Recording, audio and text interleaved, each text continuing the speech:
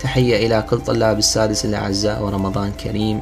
الامتحانات على الأبواب وما بقى شي وتبدي. حبينا نعطيكم بعض النصائح من الأساتذة أخص بالذكر أستاذ القدير أستاذ علي الموسوي، بالإضافة إلى تجربتي الشخصية كطالب تجاوز السادس وعبر إلى كلية الطب بفضل الله. القضية الأولى وهي الأهم، وهي موجودة عند قسم غير قليل من الطلاب، اللي هي الحديث السلبي ويا النفس.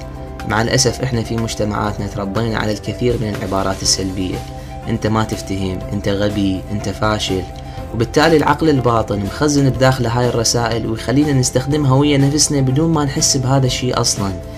إياكم ثم إياكم تقللون من قيمة نفسكم. اللي جابوا معدلات ما عندهم شيء خاص بحيث هم أحسن منكم، مجرد هم آمنوا بنفسهم أنه يقدرون يحققون النجاح. ثاني مسألة هي الشعور بالنسيان. الواحد يقرأ ويراجع ويتعب وتالي يحس انه ما يتذكر اللي قرأه ويظل يتوتر ويزيد عنده الضغط النفسي، وهذا الشيء كلش غلط. بالنسبة لقضية التذكر نخلي ببالنا انه دماغنا يتحفز على التذكر من يواجه السؤال.